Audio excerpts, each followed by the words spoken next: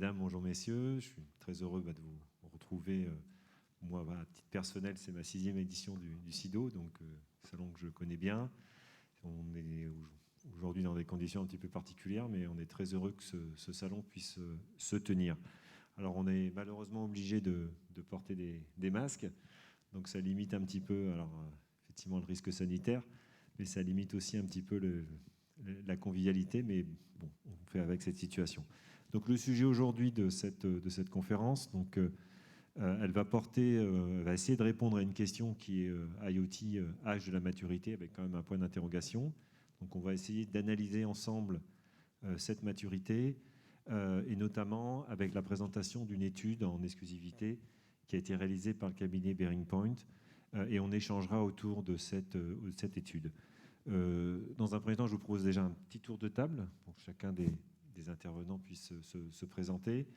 Donc, je suis moi-même Jean-Philippe Malisset, je dirige une structure qui s'appelle Captronic et qui a pour vocation d'aider les PME et les PME, TI, entreprises françaises à gagner en compétitivité en intégrant de l'électronique et des logiciels embarqués à la fois dans leurs produits et dans leur process de production. Donc, on a un stand sur le salon. Monsieur Cabrera, je vous laisse la parole si vous voulez vous présenter rapidement. Merci beaucoup. Bonjour à tous et à toutes. Et merci de cette invitation et aussi à vous d'être là. Ça permet de reprendre un contact, une vie normale de tous les jours. Donc, je suis Bernardo Cabrera. Je dirige la business unit IoT M2M de Bouygues Telecom, qui se nomme Obgenius. Obgenius est la marque qui fédère toutes les activités autour des objets connectés au sein de Bouygues Telecom, qui regroupe une 40aine de personnes en direct et d'autres personnes évidemment qui travaillent en indirect pour nous. On y reviendra peut-être tout à l'heure. Monsieur Stoup, de la société ITK. Bonjour à tous. Je suis donc Philippe Stoup, le directeur recherche et innovation de la société ITK. Donc ITK, on est une PME de 120 personnes à peu près, basée à Montpellier, dont la spécialité est le développement d'outils d'aide à la décision pour les agriculteurs et les éleveurs. Donc, je détaille un peu plus nos activités par la suite.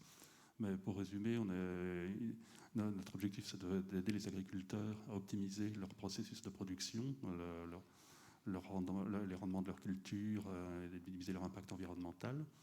Et on est venu assez récemment aux objets connectés, avec d'ailleurs le soutien de Captronic, qui nous avait aidés pour nos premiers projets dans ce domaine.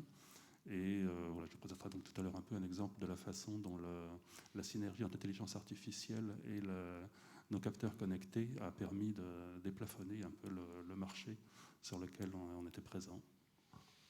Adrien Durand, donc de la société Bearing Point, si vous voulez vous présenter également. Bonjour à tous et merci d'être avec nous aujourd'hui. Donc Adrien Durand, je suis senior manager chez Bearing Point, un cabinet de conseil en management européen. Et j'interviens plus particulièrement au sein de notre équipe Télécom et IoT. Bearing Point, il y a maintenant environ 2 ans, a créé l'IoT Business Hub, qui est un regroupement de professionnels de l'IoT en France. Nous organisons régulièrement des événements d'échange autour de thématiques de l'IoT et nous organisons aussi tous les ans des remises de prix pour les meilleurs projets IoT de l'année. Et dans le cadre de cette IoT Business Hub, nous réalisons aussi des études dont je vais vous présenter aujourd'hui les résultats. Merci. Donc, effectivement, vous allez nous présenter cette étude dans quelques instants. Et puis, Philippe Stoup aussi réagira ensuite au travers de l'exemple d'ITK, puisque c'est un bel exemple avec différentes étapes de la maturation, de l'évolution. Puis vous n'avez pas fini, vous avez encore beaucoup de choses encore de prévues. Un exemple. Et puis, Bernardo Cabrera, vous apporterez aussi votre éclairage par rapport à l'exemple des entreprises que vous accompagnez, nombreuses. Et c'est intéressant de croiser les visions pour vous apporter, essayer de répondre à cette fameuse question. Et moi-même, au travers des projets accompagnés par Captronic, on essaiera d'apporter cet éclairage. Monsieur Durand, c'est à vous. Ah, voilà. Attendez, je vais vous laisser le... Voilà, le petit...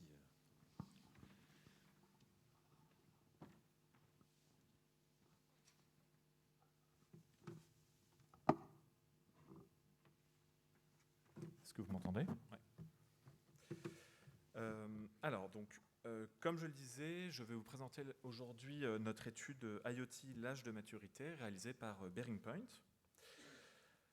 Donc notre communauté IoT Business Hub a analysé plus de 250 entreprises en France et dans le reste du monde, à la fois des entreprises qui fournissent des solutions IoT, que ce soit objets, connectivité, plateforme ou services, et des entreprises utilisatrices de services IoT. Ça nous a permis de tirer un certain nombre d'enseignements sur le marché dans sa globalité. Et nous avons aussi étudié en détail plus d'une centaine de projets IoT menés en France ces 2 dernières années. Alors d'abord, si on commence par regarder le marché dans sa globalité et plus particulièrement les verticales que l'on voit sur le marché français. Alors si on les compare avec la répartition valeur du marché monde, on voit qu'en France, on a un positionnement qui est assez aligné avec la répartition valeur mondiale, avec près de 2/3 des projets et des entreprises qui sont sur les 3 secteurs industrie, maisons et bâtiments intelligents et transport et logistique. Par contre, si on regarde la répartition non plus par verticale, mais par type de solution proposée par ces entreprises, eh bien, on constate qu'en France, on a une surreprésentativité d'entreprises qui proposent des solutions IoT autour de l'objet et une sous-représentativité d'entreprises autour des services. Et si on regarde l'évolution attendue du marché monde à horizon 2024, ce que l'on voit, c'est que ce constat a plutôt tendance à s'accentuer. Alors qu'est-ce que ça veut dire ? Qu'est-ce qu'on en retire ? Ça veut dire que la France est très forte, et son écosystème est très fort sur la partie objet, et c'est notamment dû à des universités assez actives sur le sujet, de la recherche et développement aussi très poussée, et c'est assez bénéfique, notamment pour notre souveraineté sur cette partie objet. Par contre, on constate donc qu'on a un certain retard sur la partie service proposée grâce à l'IoT. Et donc là, c'est une opportunité pour les acteurs français pour développer cette partie-là et rattraper le marché mondial sur cette partie service. Donc c'est une belle opportunité de croissance pour les entreprises françaises. Ensuite, donc ça c'était les 250 entreprises que nous avons étudiées. Et si on regarde plus précisément maintenant les 100 projets, enfin les plus de 100 projets que nous avons étudiés en détail, alors ce que l'on voit d'abord, c'est une part très importante du B2B qui, dans l'IoT, est très important. Ce que l'on voit aussi, on a souvent l'idée qu'autour de l'IoT, c'est souvent des proof of concept, des POC, mais on voit, en tout cas dans l'échantillon que nous avons étudié, que plus de la moitié des projets avaient déjà dépassé le millier d'objets, donc déjà des projets assez avancés, et presque tous les projets que nous avons étudiés avaient déjà dépassé le 100 000 € d'investissement. Donc on atteint déjà aujourd'hui un certain niveau de maturité et une industrialisation des projets. Et il y a même 30% des projets que nous avons analysés qui avaient mené au dépôt d'un brevet. Alors ces projets, pourquoi est-ce qu'ils ont été lancés ? On a essayé d'étudier ça. Ce que l'on voit, c'est que 3 projets sur 4 ont été lancés pour avoir un retour sur investissement financier direct. C'était 42% des projets qui étaient pour de la réduction de coûts, qui est donc la raison principale que nous avons constatée pour le lancement de projets IoT. 36% pour la création de nouveaux services, donc là c'est plutôt la partie chiffre d'affaires, donc toujours ROI financier, mais plutôt la partie chiffre d'affaires. Et enfin, seuls 22% des projets ont été lancés pour simplement de l'enrichissement de la relation client. Pourquoi ? C'est souvent parce que prouver un retour sur investissement et donc démontrer la valeur d'un projet à lancer lorsque le gain est sur de l'enrichissement de relation client, c'est beaucoup plus difficile à calculer ce retour sur investissement que lorsque on traite de chiffre d'affaires ou d'OPEX. Ensuite, sur la partie donc maturité de ces projets, alors ce que l'on a vu, c'était que plus de la moitié des projets avaient déjà atteint un niveau d'industrialisation significatif, donc avaient largement dépassé le statut de POC. Par contre, ce que l'on constate, c'est les raisons que je vous ai citées juste avant pour le lancement de projet donc à la fois la partie création de nouveaux services, réduction des coûts et amélioration de l'expérience client, eh bien, ils sont souvent utilisés au lancement du projet, mais après, ils ne sont pas suffisamment suivis dans le temps. En fait, ce que l'on constate, c'est que seulement 13% des projets qu'on a analysés, alors que la plupart sont industrialisés, ne suivaient pas leur projet via des indicateurs business, c'est-à-dire chiffre d'affaires généré directement lié au projet IoT ou OPEX économisé suivi mensuellement. Et les indicateurs qui étaient utilisés pour suivre le projet étaient encore de la nature des indicateurs qu'on utilise typiquement dans un POC, donc typiquement nombre d'objets déployés, taux d'incidents, des indicateurs plutôt techniques que business. Donc là-dessus, on a quand même repéré un manque de maturité sur cette partie pilotage de projets IoT.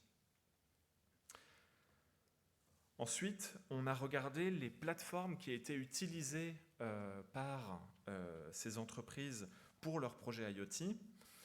Alors, on a vu que ça a monté jusqu'à près de 70% des entreprises qui peuvent trouver sur le marché une plateforme qui convient à leurs besoins, donc déjà un certain niveau de maturité des solutions proposées sur le marché, mais encore tout de même plus de 30% des entreprises qui ont dû construire certaines briques de leur plateforme IoT, et donc on voit quand même qu'il manque toujours une certaine maturité sur les plateformes du marché proposées à nos entreprises. Et ça s'accentue un petit peu si on regarde la typologie de plateforme IoT correspondante. Typiquement, sur un projet IoT, on distingue 3 types de plateformes. La première, la plus basse, c'est sur la gestion des objets. Ensuite, sur la partie données, donc stockage, traitement et analyse des données. Et enfin, la partie la plus en haut, la plus métier, la plus proche des utilisateurs, qui est la restitution des données via des dashboards, via des règles métiers, via des automatisations. Et ce que l'on voit, c'est que seul un projet sur 8 que l'on a étudié avait toutes ces couches, donc tirait pleinement parti de ce que l'IoT peut offrir. Et c'est pour ça que certains, notamment, justement, commençaient à créer leurs propres solutions. Là où il y a le plus de manquements, c'est surtout sur la partie haute, vraiment la partie la plus métier de restitution aux équipes métiers. Et là, un certain nombre d'entreprises soit décident de créer des solutions très verticalisées pour les offrir au marché. Certaines aussi développent leurs propres solutions verticales, très proches de leur métier. Donc ça, c'était sur la partie plateforme. On a aussi regardé la partie connectivité. Alors, ce que l'on a constaté, c'est que 45% des projets utilisaient plusieurs types de connectivité pour pouvoir répondre à leurs besoins. Alors, il y a plusieurs réponses derrière ça. Parfois, c'est pour éviter de s'enfermer auprès d'un fournisseur. Parfois, c'est pour s'assurer qu'au moins une des connectivités correspondantes sera toujours là dans plusieurs années. Donc, on souhaite avoir un petit peu de résilience. Parfois, c'est pour avoir des solutions complémentaires. Par exemple, des solutions locales pour du tracking indoor et de la solution un petit peu plus longue portée type LP1 pour de la partie tracking outdoor, par exemple. Donc ça peut aussi être pour de la complémentarité de ces solutions. Et ce que l'on constate, donc, c'est un paysage de connectivité assez éclaté, dominé par le LP1 avec l'Aura Sigfox, mais quand même assez réparti.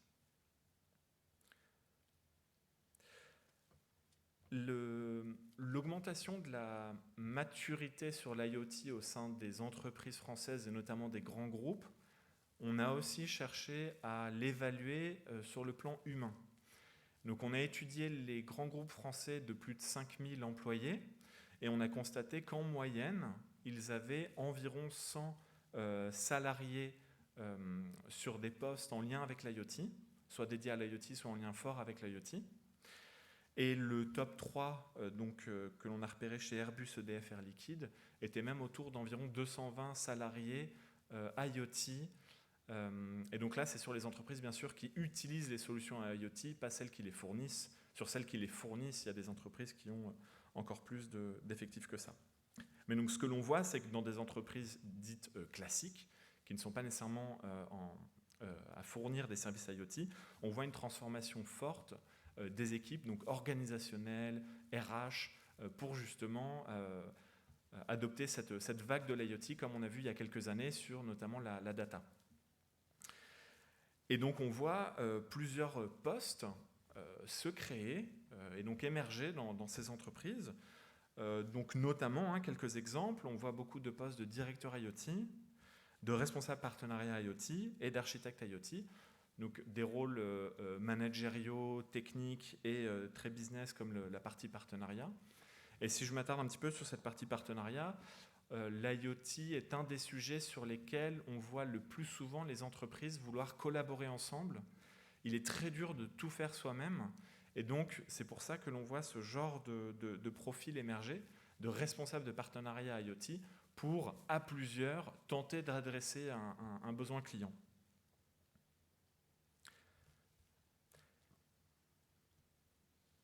Et enfin, on a constaté ces derniers mois avec l'épidémie, enfin la pandémie Covid-19, quelques évolutions sur le marché.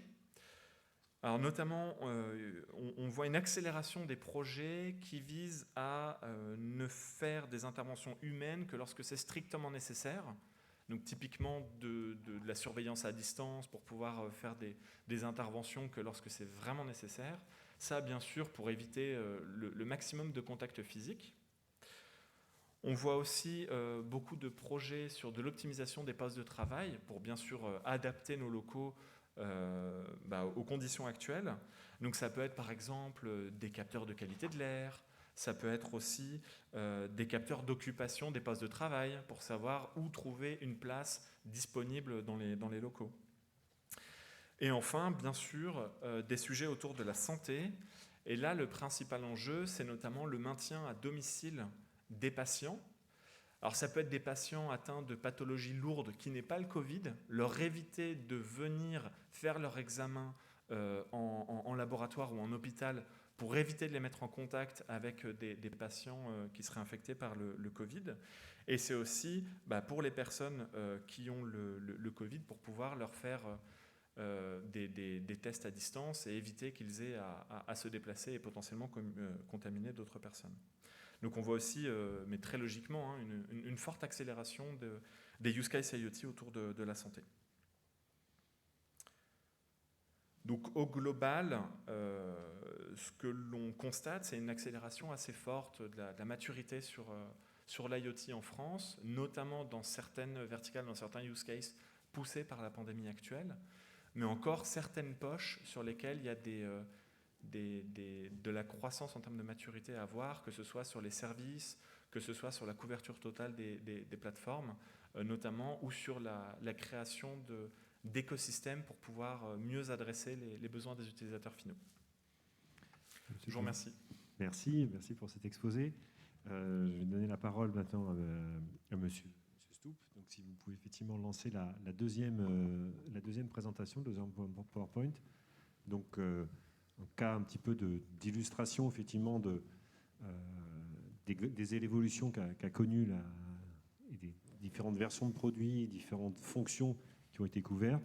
Alors c'est un domaine qui est un petit peu, on a choisi effectivement un domaine qui n'était pas qui est un petit peu original, même si on a beaucoup de projets sur l'agriculture et l'agroalimentaire, parce qu'il est assez, il nous a semblé assez représentatif de ce qu'on peut faire et de la valeur qu'on peut apporter dans des environnements qui sont aussi complexes et qui sont difficiles aussi en termes d'usage, au sens environnement, contraintes, etc., qui effectivement, avec un dispositif qui est porté par un animal.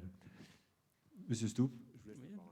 Parfait, oui, je pense qu'effectivement, l'exemple qu'on va voir, celui de l'évolution de notre gamme de capteurs pour le suivi des troupeaux, ça va résonner avec pas mal de thèmes qui ont été évoqués par Bearing Point. Bon, pour ITK, je vous ai présenté rapidement nos activités. Donc là, on va se centrer sur celles qui concernent l'élevage, donc le suivi des troupeaux, grâce à des capteurs connectés portés par l'animal, par opposition à tous les capteurs qui peuvent être embarqués sur les robots de traite, les équipements lourds de la ferme. C'est d'ailleurs cette distinction, elle est vraiment pour nous constitutive de notre stratégie. ITK, à l'origine, la société a été créée il y a 17 ans. Il n'y a que 5 ans qu'on s'est mis à l'IoT. Et c'est vraiment, avant, on avait une offre purement logicielle.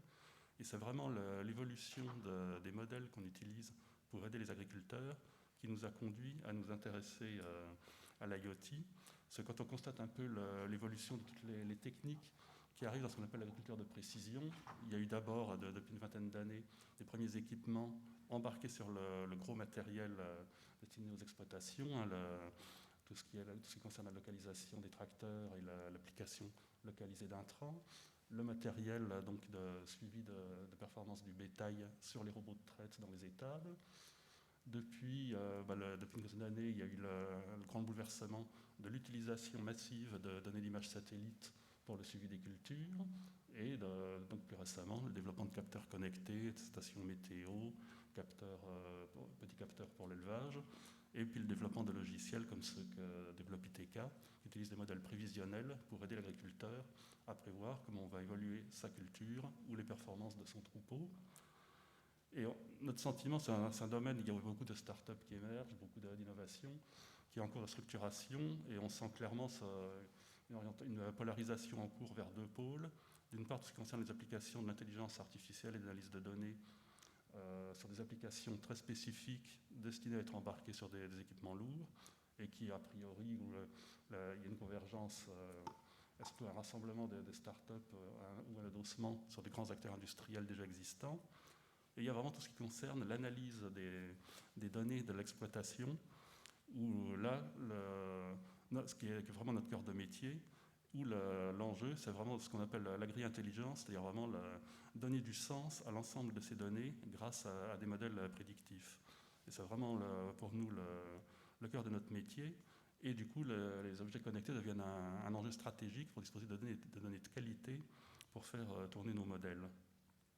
Juste pour situer un peu le déploiement de nos outils, on a déployé sur production végétale sur 2 millions d'hectares, 2,5 millions d'hectares à peu près dans le monde, avec une grosse dominante en Amérique, en particulier aux États-Unis. Pour l'élevage, c'est plutôt le contraire. C'est une activité dans laquelle on est entré récemment en rachetant la société Medria, qui est un des pionniers de ce domaine. Et donc on a à peu près 350 000 vaches connectées dans le monde, mais là même majoritairement en France et en Europe. Alors, je vais vous passer une petite présentation, une vidéo de présentation de nos services pour l'élevage, juste pour vous voyez ici les différents pôles. Hein, le but, donc on travaille essentiellement sur les vaches laitières, et le but c'est vraiment de suivre leur comportement pour fournir à l'éleveur des indicateurs qui vont permettre, des indicateurs ou des alertes, qui vont lui permettre d'être averti quand il y a des événements importants à suivre. Et un des plus importants, c'est ce qui concerne leur production, de savoir quand est-ce qu'une vache entre en chaleur pour la faire féconder, savoir quand est-ce qu'elle va véler pour pouvoir l'aider si le vélage se passe mal. Et à partir de ces demandes, qui étaient les demandes initiales, on a développé toute une gamme de capteurs aussi pour aller un peu plus loin, suivre également leur alimentation, savoir combien de temps elles passent à manger, à ruminer. Ça donne des indications sur la qualité de la nourriture, sa digestibilité, et du coup les performances de croissance qui vont s'en suivre. Et puis également pour être capable de détecter aussi des problèmes de santé ou de bien-être par suivi de leur niveau d'agitation. Alors tout ça se passe donc par des capteurs connectés qui communiquent en LoRa et qui du coup restituent à l'agriculteur, à l'éleveur en l'occurrence, toute une série d'alertes et d'informations. Le capteur principal dont on va détailler le développement, c'est un accéléromètre, tout simple, hein, fixé autour du cou de la vache, qui va mesurer son activité. C'est un peu l'équivalent des accéléromètres que vous avez tous dans votre smartphone, sauf que là ça va un petit peu plus loin en matière de traitement d'informations, c'est un peu plus indiscret, parce que donc ça va aller jusqu'à signaler les chaleurs de la vache. Mais globalement, finalement, le côté IoT en lui-même est relativement simple. Par contre, on doit gérer les contraintes d'environnement, le fait que ça doit être étanche et communiquer à grande distance. Et en fait, donc c'est un marché qui a démarré essentiellement aux environs de 2010. En fait, il y a beaucoup de travaux de recherche conduits par des zootechniciens, des instituts de recherche, qui ont développé plein de petits capteurs qui peuvent servir à l'analyse du comportement et des performances des troupeaux.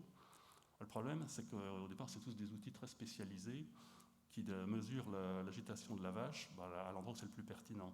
Donc pour la chaleur, il s'agit de détecter vraiment une agitation de la vache, des comportements très typiques qui peuvent se mesurer facilement. Donc le plus simple, c'est autour du cou. Pour détecter le vêlage, par contre, il n'y a pas de comportement très facilement reconnaissable. Hein. Le plus typique, c'est vraiment des mouvements de la queue très spécifiques qui se produisent un peu avant le vêlage. Mais du coup, pour les détecter, ça demande d'avoir un accéléromètre, enfin ça demandait jusqu'à présent un accéléromètre fixé sur la queue de la vache. Il y a d'autres applications pour détecter les boiteries. Mais donc au total, si on voulait utiliser toutes ces données qui ont de la valeur pour l'éleveur, il faut vraiment transformer la vache en arbre de Noël avec des capteurs partout. C'est pas très confortable pour elle, ça devient une grosse galère quand il y a quand on a affaire à des grands troupeaux. Et puis surtout, c'est une impasse économique parce que comme on est quand même encore sur des petites séries, je dirais, typiquement, on est quand même sur quelques dizaines de milliers d'exemplaires de chaque capteur par an. Ça reste quand même des capteurs relativement coûteux. Là, je dirais, il y a quelques années, on était sur des coûts de l'ordre de 50 € par capteur. Et c'est quand même une somme pas négligeable pour les éleveurs. C'est d'ailleurs pour ça qu'actuellement, le marché est concentré sur les vaches laitières, qui sont les animaux qui ont la plus grande valeur individuelle. Du coup, on se trouvait un peu dans un cercle vicieux.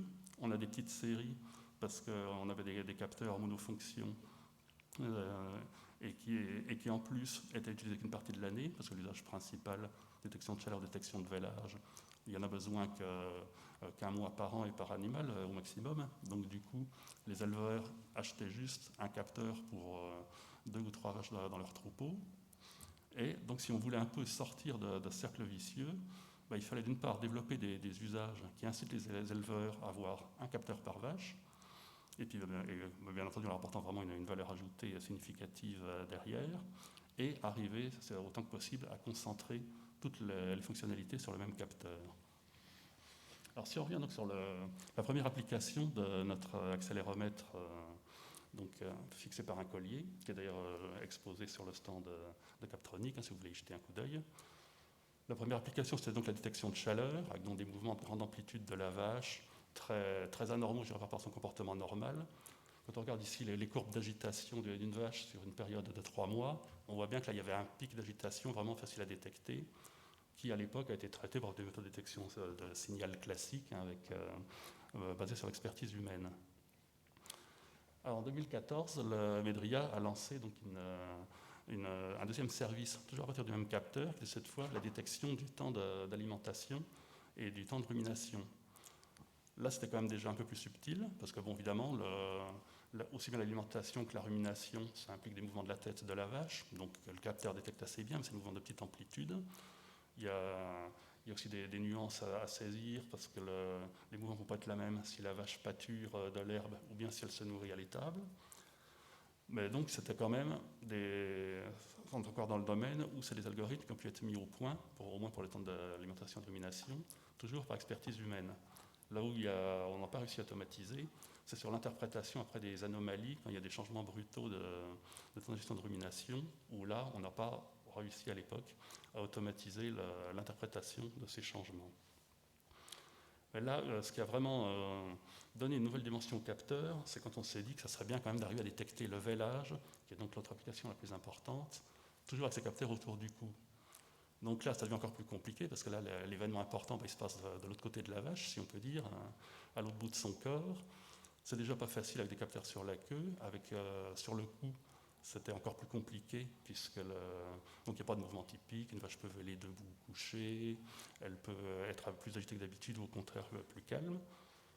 On montre ici des petits exemples de courbes d'agitation autour de la période du vêlage, qui est marquée par le trait rouge. On voit bien comme ça visuellement qu'il y a un petit quelque chose, mais il est absolument impossible par du traitement de signal humain d'arriver à identifier un signal caractéristique.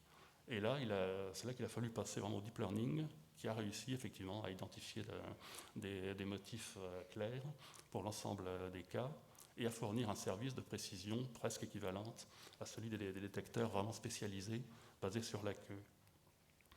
Du coup, grâce à cette évolution, on a pu passer petit à petit donc de capteurs monofonctionnels et du coup relativement avec un rapport coût sur service apporté relativement élevé, à un capteur qui est le seul actuellement sur le marché à assurer toutes les fonctions classiques des capteurs de monitoring des troupeaux. Donc, du coup, avec un rapport déjà qualité-prix pour l'éleveur supérieur. Ça nous a permis, du coup, en partenariat avec un distributeur, de changer notre business model, de passer d'un business model basé sur la vente de capteurs un business model de service, c'est la transition en cours qu'évoquait aussi Bearing Point. Maintenant, donc, on ne vend plus de capteurs, on vend des services, des bouquets de services avec la fourniture du capteur et son renouvellement si nécessaire, qui est associé gratuitement. Depuis qu'on a lancé ces nouveaux bouquets de services, la majorité de nos clients maintenant achètent autant de capteurs qu'ils ont de vaches dans leur troupeau, ce qui entraîne du coup une augmentation significative des volumes et va nous permettre maintenant de lancer un nouveau redesign des capteurs pour arriver maintenant à augmenter nos marges sur les capteurs vendus. Donc voilà un peu l'historique de cette évolution. Maintenant, après l'étape suivante, c'est toujours d'injecter encore plus d'intelligence et de données. Mais là, ça va se passer en dehors du capteur, ça va être mettre ces données en relation avec le suivi de performance assuré par nos distributeurs. Et du coup, pour pouvoir relier, maintenant prédire vraiment une baisse de performance à partir d'une alerte donnée par nos capteurs. Et c'est un peu la direction qui va nous amener à un service dont la valeur est de plus en plus facilement mesurable par l'éleveur. Voilà, je vous remercie pour votre attention. Merci. Donc effectivement, on retrouve la dimension service que vous soulignez, qui est effectivement une évolution un petit peu naturelle, sachant qu'effectivement, la base, ça reste quand même la captation et le traitement de l'information, parce que sans information, on ne peut rien faire. Donc, Monsieur Cabrera, je vous laisse la parole, peut-être un peu donner aussi votre sentiment par rapport aux projets, nombreux projets que vous accompagnez au travers des différentes offres que vous allez avoir, sur effectivement cette question de la maturité ou de l'évolution de ce qui arrive au niveau de l'IoT. Alors oui, donc, nous, Objet News, on a un positionnement opérateur IoT, une vision très, très client. Ça fait presque 20 ans qu'on est sur le marché, donc on a un certain recul par rapport à ce marché. On s'adresse évidemment aux clients finaux, mais aussi à tous les intégrateurs et les SS2I qui répondent à ces besoins des clients finaux.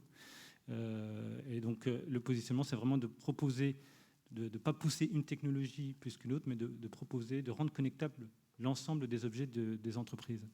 Et je pense que quand on parle de maturité, il y a potentiellement deux manières de voir, il y a potentiellement plus, mais il y a deux manières de parler de maturité. Souvent dans la presse, il y a une certaine forme de mélange, d'amalgame, à tort ou à raison, entre maturité, passer à l'échelle, taille de projet et, in fine, nombre de capteurs, nombre d'objets.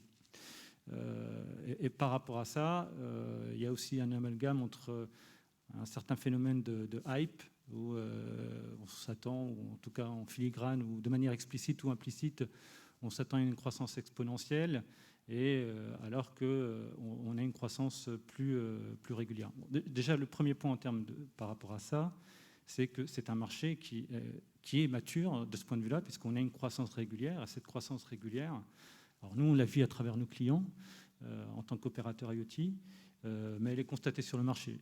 Bearing Point ne l'a pas mentionné, mais je pense que vous avez une bonne vision sur le sujet. Aujourd'hui, on a une croissance régulière depuis plus de 10 ans. Enfin, quand je dis on, le marché dans son ensemble, on est sur une croissance de x2 tous les 4-5 ans au niveau mondial. Donc ça veut dire que c'est mature, il y a des projets qui se développent. Nous, on a plus de 20% de nouveaux clients, de primo-entrants, donc ça veut dire qu'il y a des nouvelles structures qui connectent des objets chaque année, et ça croît régulièrement. Alors ça peut paraître un petit peu en décalage par rapport à des fois ce qu'on peut lire dans la presse, et ce sous-entendu de croissance exponentielle, et donc qui peuvent laisser penser que ce n'est pas mature.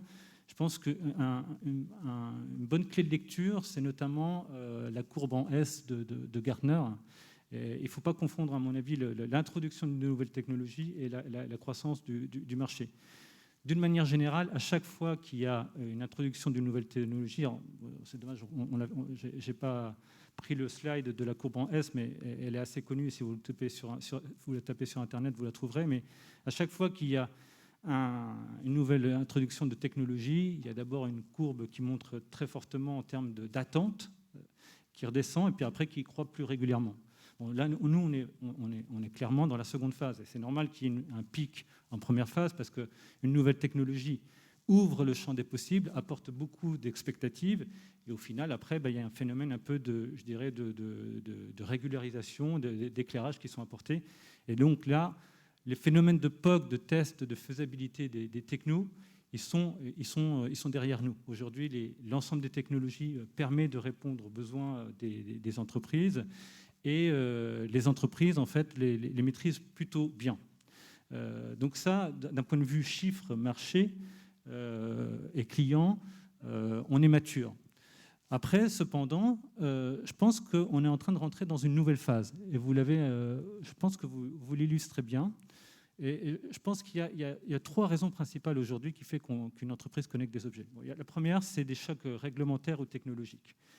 Clairement, quand il y a un choc réglementaire type l'e-call pour la voiture, on est obligé de connecter la voiture, et donc derrière, ça fait tout de suite un pic. Il peut y avoir des chocs technologiques, par exemple la fin de l'URTC pour connecter les ascenseurs.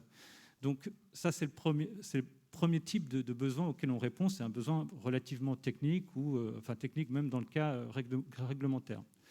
La seconde raison pour laquelle on connecte des objets, c'est pour améliorer des processus. Donc soit c'est c'est une segmentation un peu différente de la vôtre, mais on s'y retrouve. C'est soit pour répondre à des optimisations de coûts, soit pour améliorer finalement la relation clientèle. Et puis la troisième famille de besoins, qui est effectivement, à mon avis, l'ère dans laquelle on est en train de rentrer, c'est la transformation de business. C'est, in fine, la digitalisation, et de passer généralement d'un modèle de produit vers un modèle de service. Aujourd'hui, effectivement, on est dans un monde qui est de plus en plus développé, qui est de plus en plus porteur, sur lequel on répond à des chocs technologiques ou réglementaires. On automatise des processus, et donc on optimise des coûts, ou on améliore la relation client.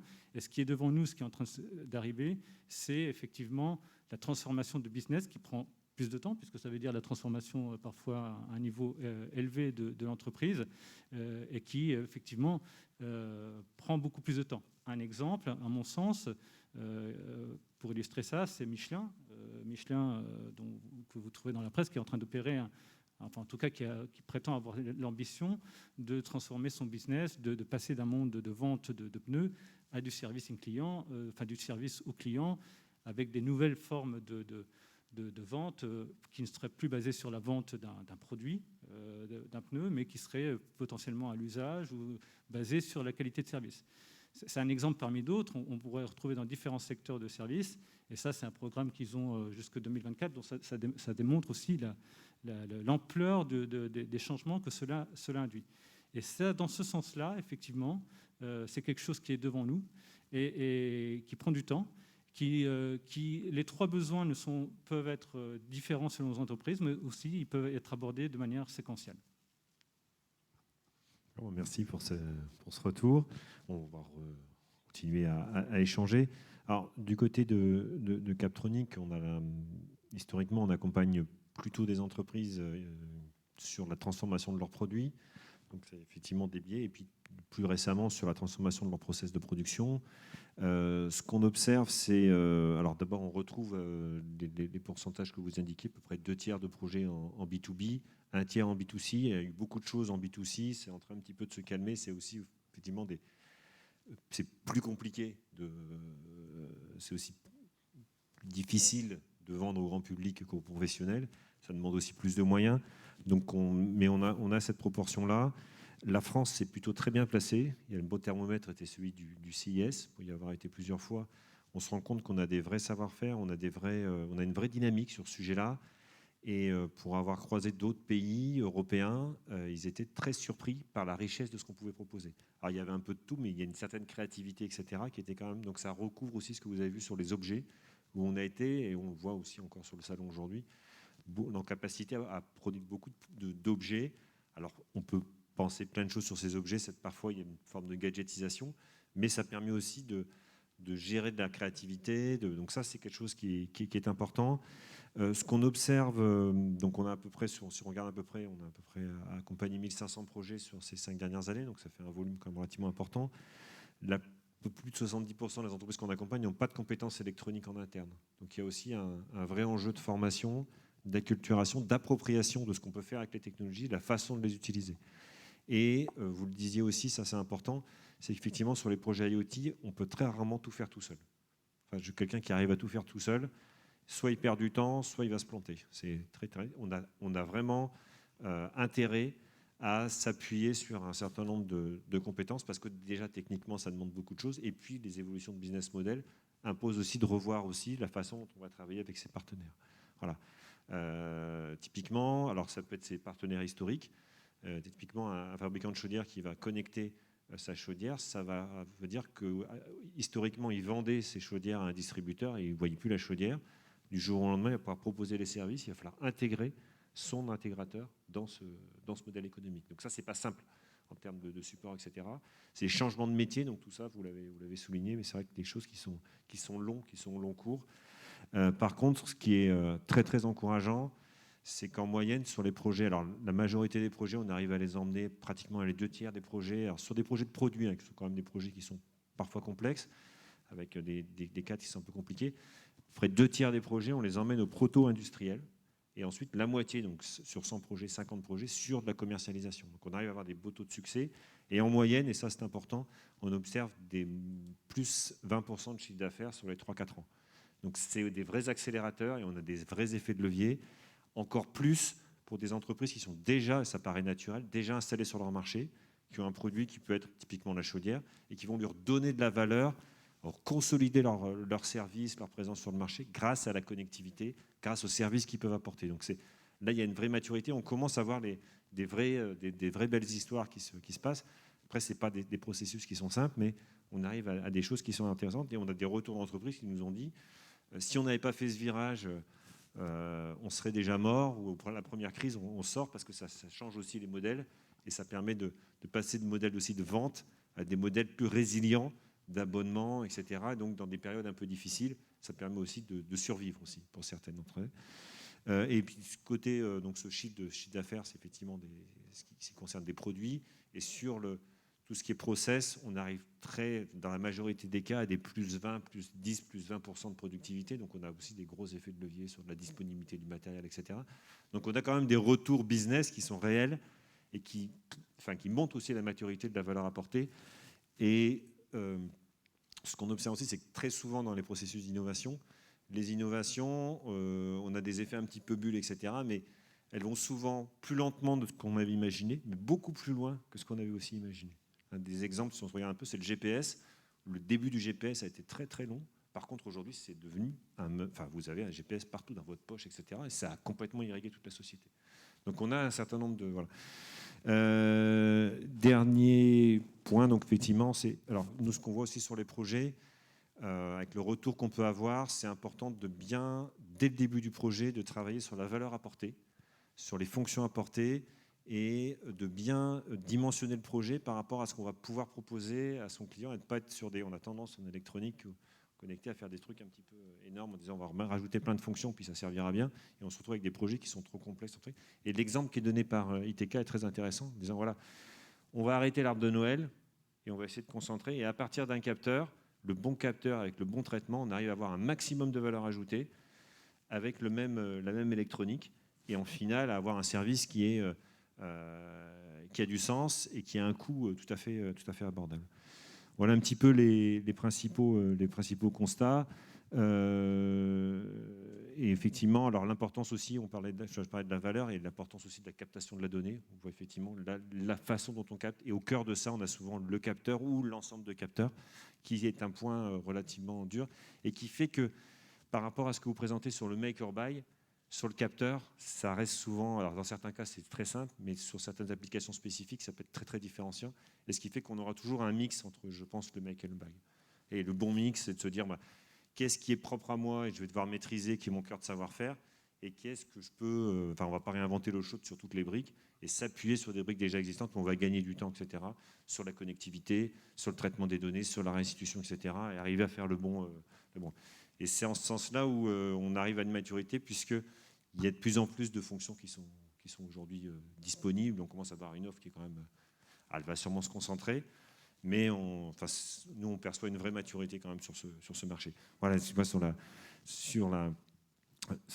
cette intervention peut-être un petit peu longue. Juste, je voudrais revenir sur notre débat aujourd'hui sur le Covid. Vous l'avez exposé chez Bearing Point. De votre côté, M. Cabrera, qu'est-ce que vous avez observé chez vos clients? Qu'est-ce que vous voyez arriver comme application un petit peu spécifique?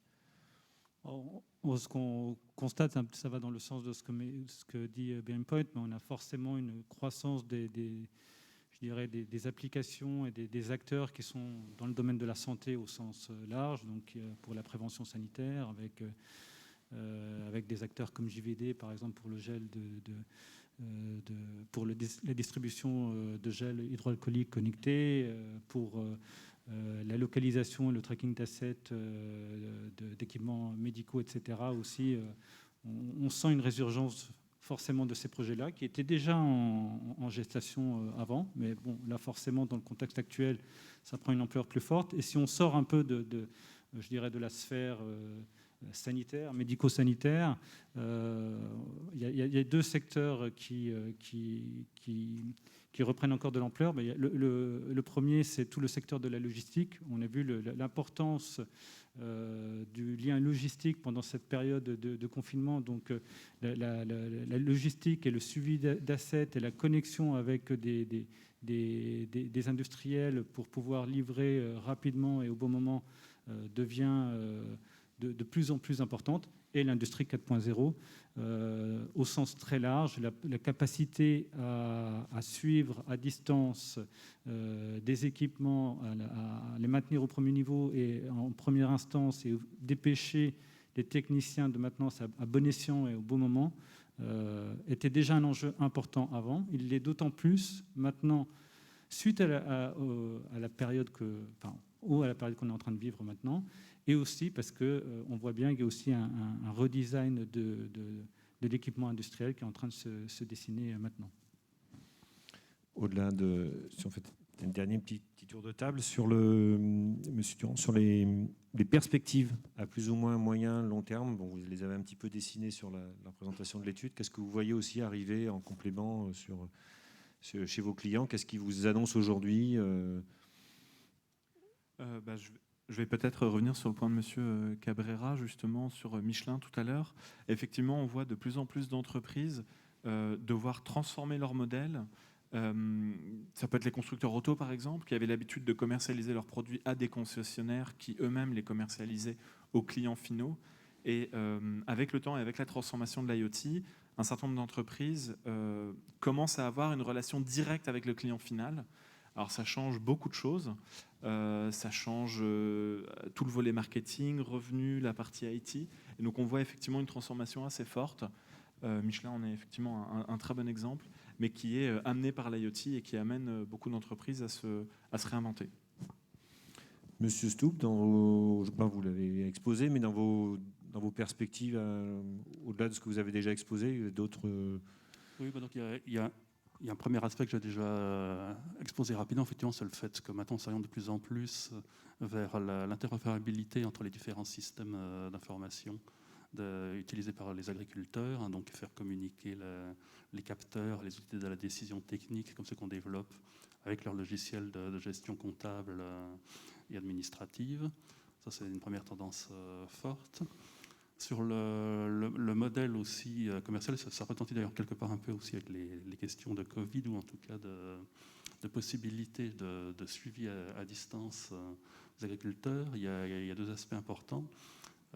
D'une part, en fait, je ne l'ai pas mentionné en détail, mais nos services sont très souvent utilisés en fait, conjointement à la fois par l'agriculteur et aussi par les conseillers agricoles qui le suivent, que ce soit les conseillers de performance pour l'élevage, les conseillers en culture des coopératives.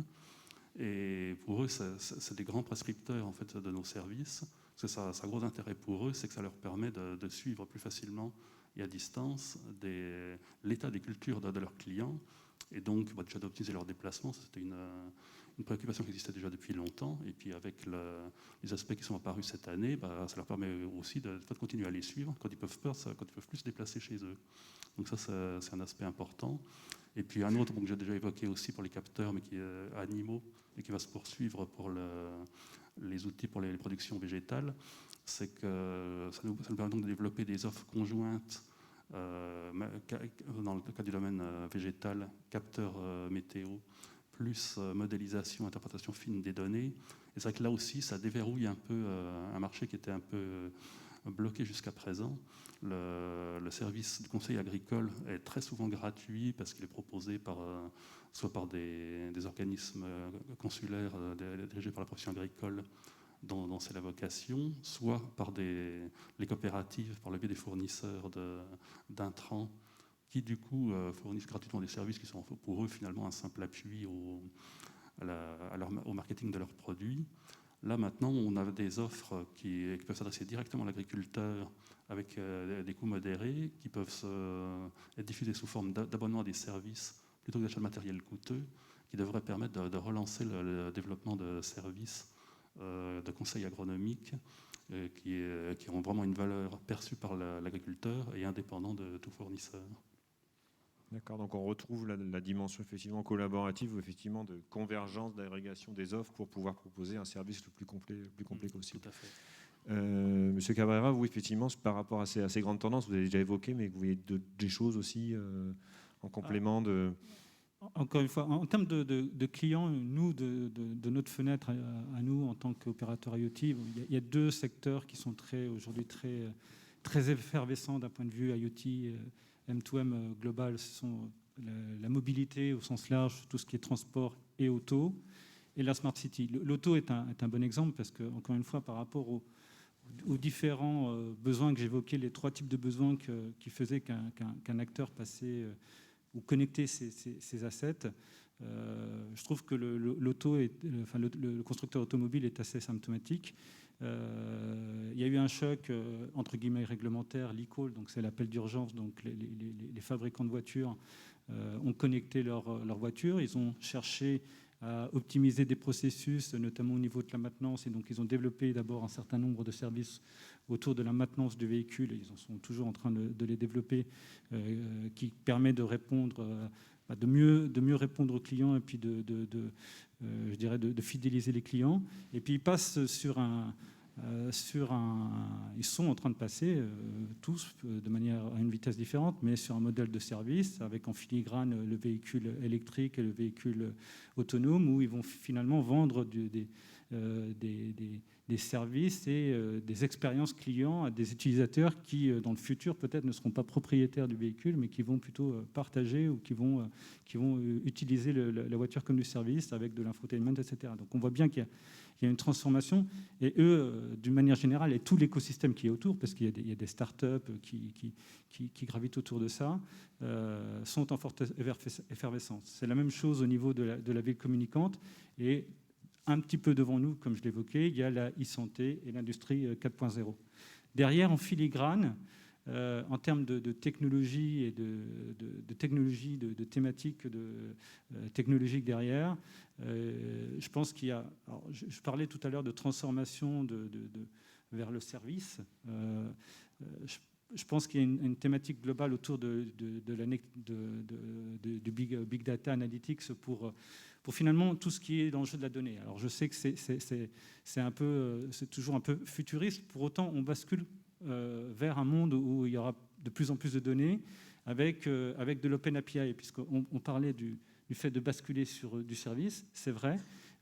L'étape encore d'après, c'est pour enrichir ce service, c'est aussi de partager cette data. Alors, tout le monde garde la data comme une forteresse, mais en même temps, la richesse de la data, une fois qu'on l'a capturée, c'est d'en faire quelque chose. Et on voit aujourd'hui que des nouveaux services vont naître de l'interconnectibilité entre de la capacité à aller chercher différentes sources de données qui peuvent être internes au sein d'une même entreprise et aussi externes, avec notamment de l'Open API.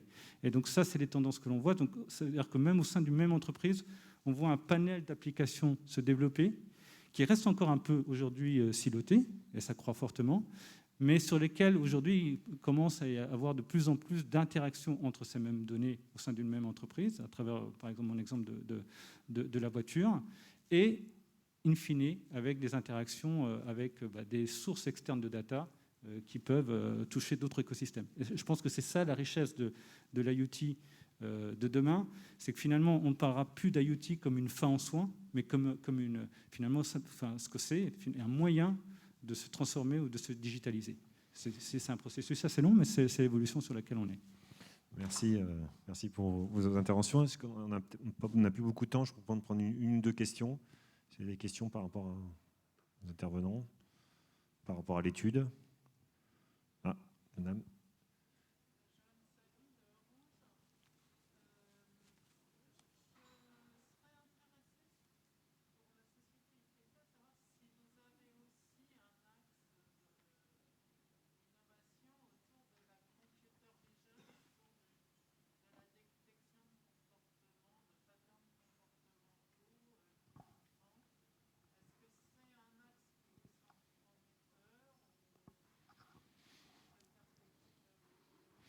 Je ne sais pas si vous avez entendu la question. Là, vous voulez dire analyse des comportements à partir d'images ou vidéos. Alors, c'est un domaine sur lequel on n'est pas encore. Hein. C'est vrai que c'est un marché complètement différent. Ça à la fois des techniques différentes de celles qu'on emploie, et en plus des marchés différents, puisque là, ça vise plus les petits animaux, entre guillemets, hein, donc des animaux à valeur individuelle plus faible que celle des bovins, les porcins, les volailles. Pour l'instant, donc c'est quelque chose qu'on n'a pas encore abordé. Là, ça posera aussi un peu la question du make or buy. Si on a des opportunités dans ce domaine, je pense que c'est tellement différent de ce qu'on a fait jusqu'à présent que c'est pas sûr qu'on a intérêt à le faire nous-mêmes. On aura peut-être plutôt intérêt à chercher des partenariats dans ce domaine pour compléter nos offres. Là, pour l'instant, c'est complètement ouvert. Est-ce que vous avez une autre question avant qu'on conclue cette...